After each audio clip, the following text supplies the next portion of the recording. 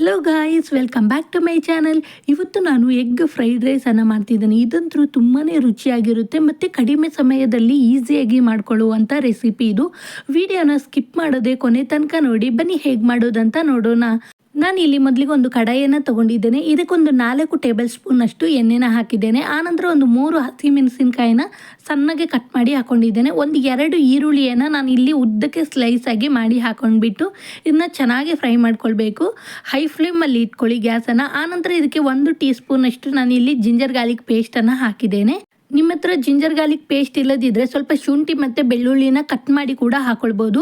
ಇವಾಗ ಹಾಕಿದ ನಂತರ ಇದನ್ನು ಚೆನ್ನಾಗಿ ಮಿಕ್ಸ್ ಮಾಡ್ಕೊಂಡಿದ್ದೇನೆ. ಆನಂತರ ಇಲ್ಲಿ ಒಂದು ಅರ್ಧ ಕ್ಯಾರೆಟನ್ನು ತೆಳ್ಳಗೆ ಉದ್ದಕ್ಕೆ ಕಟ್ ಮಾಡಿ ಹಾಕೊಂಡಿದ್ದೇನೆ. ಸ್ವಲ್ಪ ನಾನಿಲ್ಲಿ ಬೀನ್ಸನ್ನು ಕೂಡ ಸಣ್ಣಗೆ ಕಟ್ ಮಾಡಿ ಹಾಕೊಂಡಿದ್ದೇನೆ. ಇದನ್ನು ಕೂಡ ಹೈ ಫ್ಲೇಮಲ್ಲಿ 1 ನಿಮಿಷ ಚೆನ್ನಾಗಿ ಇಲ್ಲಿ ಫ್ರೈ ಮಾಡ್ಕೊಳ್ಬೇಕು. ನಾವು ಗ್ಯಾಸನ್ನು ಹೈ ಫ್ಲೇಮಲ್ಲಿ ಇಟ್ಕೊಂಡ್ಬಿಟ್ಟೆ ಫ್ರೈ ಮಾಡ್ಕೊಳ್ಳಿ. ಆನಂತರ ಇದು ಸ್ವಲ್ಪ ಫ್ರೈ ಆದ ನಂತರ ಇದಕ್ಕೆ 1 ಕಪ್ಪಷ್ಟು ನಾನಿಲ್ಲಿ ಕ್ಯಾಬೇಜನ್ನು ಹಾಕೊಳ್ತಿದ್ದೇನೆ. ಕ್ಯಾಬೇಜು 1 ಕಪ್ಪಷ್ಟು ಹಾಕೊಂಡಿದ್ದೇನೆ. ಇದು ಸ್ವಲ್ಪ ಸಾಫ್ಟ್ ಆಗುವಾಗ ಕಡಿಮೆ ಅನಿಸುತ್ತೆ, ಅದಕ್ಕೋಸ್ಕರ. ಇವಾಗ ನೋಡಿ, ಇದನ್ನು ಸ್ವಲ್ಪ ಫ್ರೈ ಆದ ನಂತರ ಇದನ್ನೆಲ್ಲ ಸೈಡಿಗೆ ಮಾಡ್ಕೊಳ್ತಿದ್ದೇನೆ. ಮಿಡಲಲ್ಲಿ ಎಣ್ಣೆ ಇರುವಾಗೆ ಈ ಕ್ಯಾಬೇಜ್ ಎಲ್ಲ ಇದೆಲ್ಲ ಸೈಡಿಗೆ ಹೋಗಬೇಕು. ಇಲ್ಲಿ ನಾನು ಒಂದು 5 ಮೊಟ್ಟೆನ ತೊಗೊಂಡಿದ್ದೇನೆ. ನಾವಿಲ್ಲಿ ಮಿಡಲಲ್ಲಿ ಜಾಗ ಮಾಡಿದ್ವಲ್ಲ, ಆ ಮಿಡಲಲ್ಲಿ ಇದನ್ನು 5 ಮೊಟ್ಟೆನ ಕೂಡ ನಾನಿಲ್ಲಿ ಒಡೆದು ಬಿಟ್ಟು ಹಾಕೊಳ್ತೇನೆ. ನಿಮ್ಗೆ ಎಷ್ಟು ಮೊಟ್ಟೆ ಬೇಕು ನೋಡಿ, ನೀವು ಎಷ್ಟು ಕ್ವಾಂಟಿಟಿಯಲ್ಲಿ ಮಾಡ್ತೀರಾ ಅಷ್ಟು ಮೊಟ್ಟೆನ ನೀವು ತೊಗೊಳ್ಬೋದು. ಇವಾಗ 5 ಮೊಟ್ಟೆನ ಒಡೆದಾಕಿದ ನಂತರ ಇದಕ್ಕೊಂದು ಅರ್ಧ ಟೀ ಸ್ಪೂನಷ್ಟು ನಾನು ಇಲ್ಲಿ ಬ್ಲ್ಯಾಕ್ ಪೆಪ್ಪರ್ ಪೌಡರನ್ನು ಹಾಕಿದ್ದೇನೆ. ಒಂದು ಅರ್ಧ ಟೀ ಸ್ಪೂನಷ್ಟು ರೆಡ್ ಚಿಲ್ಲಿ ಪೌಡರನ್ನು ಹಾಕಿದ್ದೇನೆ. ಒಂದು 1/4 ಟೀ ಸ್ಪೂನಷ್ಟು ಇಲ್ಲಿ ಗರಂ ಮಸಾಲವನ್ನು ಹಾಕಿದ್ದೇನೆ. ಇಷ್ಟು ಹಾಕಿದ ನಂತರ ಇದನ್ನು ಚೆನ್ನಾಗಿ ಮಿಕ್ಸ್ ಮಾಡ್ಕೊಳ್ಬೇಕು. ಇಲ್ಲಿ ಸ್ವಲ್ಪ ಉಪ್ಪನ್ನು ಕೂಡ ಸೇರಿಸಿದ್ದೇನೆ.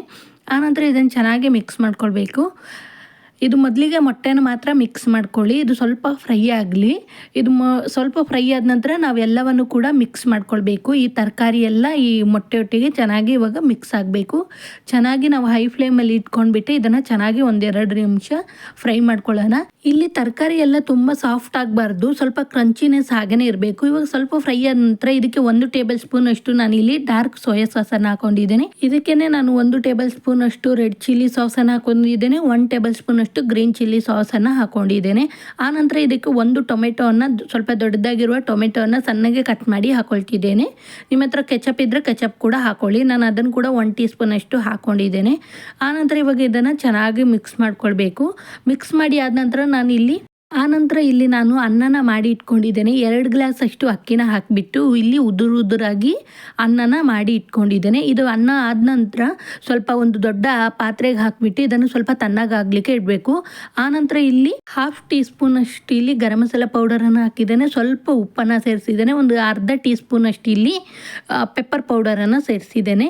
ಇವಾಗ ಎಲ್ಲವನ್ನು ಕೂಡ ಚೆನ್ನಾಗಿ ಇದನ್ನು ಮಿಕ್ಸ್ ಮಾಡ್ಕೊಳ್ಬೇಕು. ಈ ಮಸಾಲೆ ಎಲ್ಲ ಈ ಅನ್ನದೊಟ್ಟಿಗೆ ಚೆನ್ನಾಗಿ ಇದನ್ನು ಮಿಕ್ಸ್ ಮಾಡ್ಕೊಳ್ಬೇಕು. ಇಲ್ಲಿ ಗ್ಯಾಸ್ ನಾನು ಇಲ್ಲಿ ಹೈ ಫ್ಲೇಮಲ್ಲೇ ಇಟ್ಕೊಂಡಿದ್ದೇನೆ.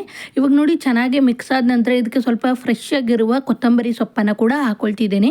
ಇನ್ನೂ ಚೆನ್ನಾಗಿ ಇದನ್ನು ಮಿಕ್ಸ್ ಮಾಡ್ಕೊಳ್ಬೇಕು. ಕೆಳಗಡೆ ಎಲ್ಲ ಮಸಾಲೆ ಇರುತ್ತೆ ನೋಡಿ. ಇವಾಗ ಚೆನ್ನಾಗಿ ಇಲ್ಲಿ ನಾನು ಮಿಕ್ಸ್ ಮಾಡ್ಕೊಂಡಿದ್ದೇನೆ. ಇವಾಗ ನಾನಿಲ್ಲಿ ಪ್ಲೇಟಿಗೆ ಸರ್ವ್ ಮಾಡ್ಕೊಳ್ತಿದ್ದೇನೆ. ನೋಡಿ, ತುಂಬಾ ರುಚಿಯಾಗಿರುವ ಮತ್ತು ಕಡಿಮೆ ಸಮಯದಲ್ಲಿ ಆಗುವಂತಹ ರೆಸಿಪಿ ಇದು.